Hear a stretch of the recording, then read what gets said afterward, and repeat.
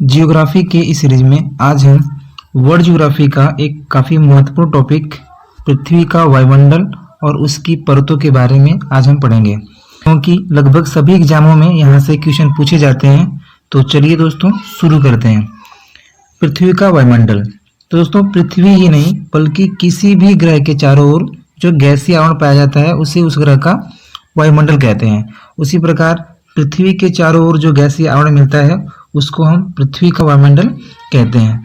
अगर पृथ्वी के वायुमंडल में पाए जाने वाली विभिन्न गैसों की बात करें तो सबसे ज़्यादा नाइट्रोजन मिलती है जो कि 78.8% है।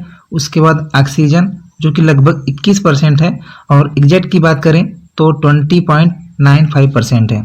उसके बाद महत्वपूर्ण गैस है आर्गन जो कि 0.93% है, और उसके बाद है कार्बन डाइऑक्साइड जो कि बहुत बार एग्जाम में पूछा गया है। इसके बारे में आपको ध्यान रखना है। कार्बन डाइऑक्साइड गैस 0.003% पाई जाती है अपने वायुमंडल में, और उसके अलावा कुछ अन्य गैसें भी हैं जैसे जलवाष्प वगैरह, तो 0.04%। ठीक है, इसको आपको ध्यान रखना है। जो प्रमुख गैसें हैं पृथ्वी के वायुमंडल में वह कितने परसेंट है, यहाँ से क्वेश्चन बन जाते हैं।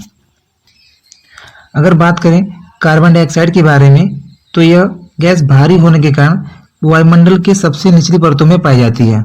ठीक है, तो जो कार्बन डाइऑक्साइड गैस है वह वायुमंडल के निचली परतें में ही पाई जाती है। और कार्बन डाइऑक्साइड हरित गृह प्रभाव यानी कि ग्रीन हाउस इफेक्ट, इसी के वजह से ग्लोबल वार्मिंग होती है, यानी कि पृथ्वी का तापमान बढ़ता है, और इसमें काफ़ी अधिक जिम्मेदार गैस जो है वह कार्बन डाइऑक्साइड है। ठीक है, हाइड्रोजन की बात करें तो यह वायुमंडल की सबसे हल्की गैस है। ठीक है, हाइड्रोजन वायुमंडल की सबसे हल्की गैस है, और इसको भविष्य का ईंधन कहा जाता है क्योंकि हाइड्रोजन गैस जलने से अत्यधिक ऊष्मा देती है, इसलिए इसको हम भविष्य का ईंधन भी कहते हैं। आपको ध्यान रखना है। ठीक है, इंपॉर्टेंट पॉइंट है। अब बात करेंगे वायुमंडल की संरचना के बारे में। तो पृथ्वी का जो वायुमंडल है वह 5 परतों में बटा हुआ है। ठीक है, आपको इन परतों को हिंदी और इंग्लिश दोनों में याद करना है। ठीक है, नीचे से ऊपर जाते हुए इन परतों का क्रम है। जो पहली परत है सबसे नजदीक में पृथ्वी की, उसको हम क्षोभ मंडल यानी कि टोपोस्फेयर कहते हैं इंग्लिश में। और उसके बाद है समताप मंडल, स्ट्रेटोस्फेयर कहते हैं इसको। मध्य मंडल को मेसोस्फेयर कहते हैं। उसके बाद आयन मंडल है, इसको आयनोस्फेयर कहते हैं। और सबसे लास्ट में है वायुमंडल, इसको एक्सोस्फेयर कहते हैं। इसको आपको लर्न करना है, लर्न करना भी आसान है।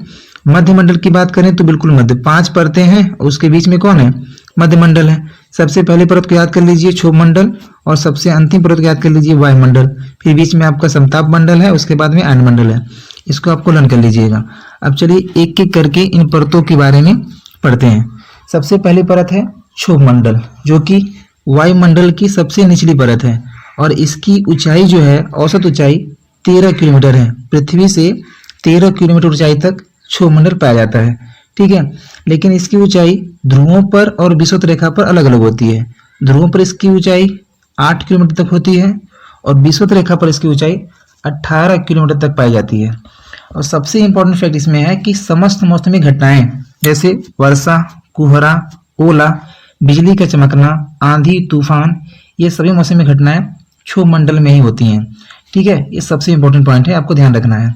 और क्षोभ मंडल में 165 मीटर ऊंचाई पर जाने पर 1 डिग्री जो तापमान है वह गिर जाता है। यानी कि आप अगर क्षोभ मंडल में 165 मीटर ऊपर जा रहे हो तो आपको तापमान में 1 डिग्री सेल्सियस की कमी दिखाई देगी। नेक्स्ट अगर परत की बात करें तो है समताप मंडल यानी कि स्ट्रेटोस्फेयर। महत्वपूर्ण परतों में से एक है। तो समताप मंडल यानी कि नाम से ही मालूम चल रहा है कि इसका जो तापमान होगा लगभग हर जगह समान होगा। तो समताप मंडल में तापमान लगभग समान रहता है। ठीक है, इसकी ऊंचाई की बात करें तो 18 से 50 किलोमीटर तक की इसकी ऊंचाई है। 18 किलोमीटर तक क्षोभ मंडल है, उसके बाद 18 से 50 किलोमीटर तक समताप मंडल है। और इस मंडल में कोई भी मौसम संबंधी घटनाएं नहीं होती, मतलब कि आंधी, तूफान, बिजली, ये सब कुछ नहीं होता है। इसलिए यहाँ पर जेट विमान उड़ाए जाते हैं, यानी कि एरोप्लेन वगैरह जो है इसी परत में ही उड़ाए जाते हैं। ये बहुत बार क्वेश्चन पूछा गया एग्जाम में। ठीक है, इसी परत में ओजोन परत, जिसको पृथ्वी का सुरक्षा कवच कहते हैं, इसी परत में ही पाई जाती है।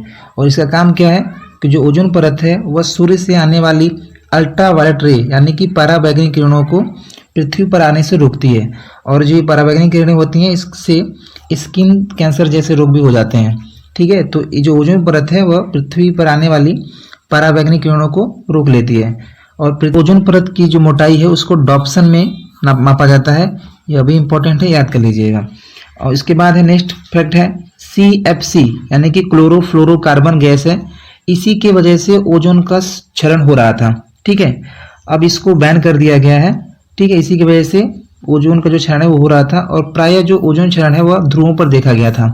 ठीक है, तो क्वेश्चन पूछता है कि ओजोन क्षरण के लिए कौन सी गैस जिम्मेदार है, तो आपका आंसर होगा CFC यानी कि क्लोरोफ्लोरोकार्बन, आपको ध्यान रखना है।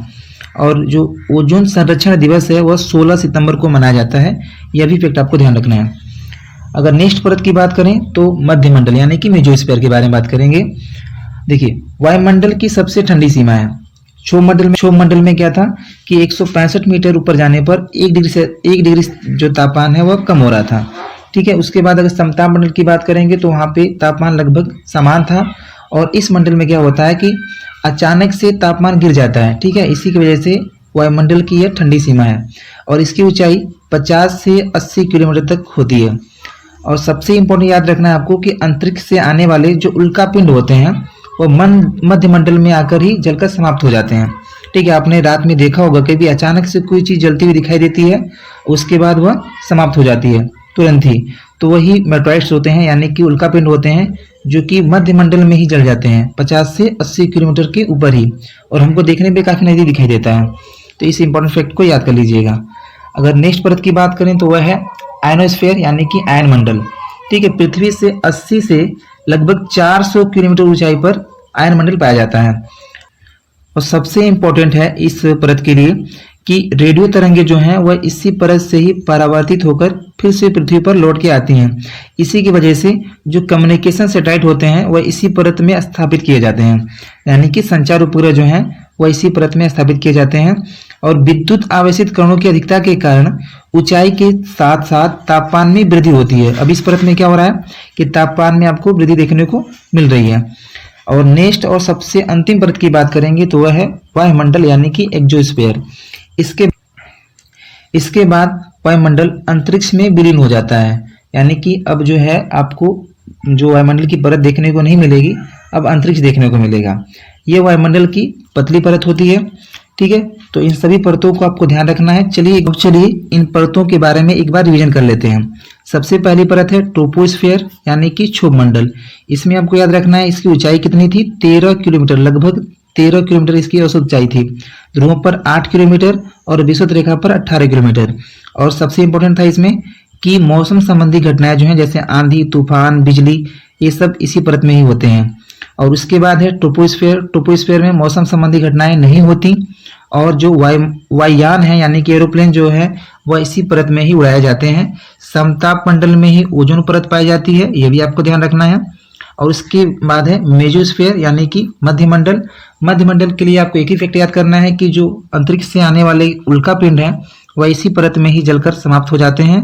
और उसके बाद है थर्मोस्फीयर, संचार उपग्रह जो है वह इसी परत में ही पाए जाते हैं, लगभग 80 से 400 किलोमीटर तक की ऊंचाई पर।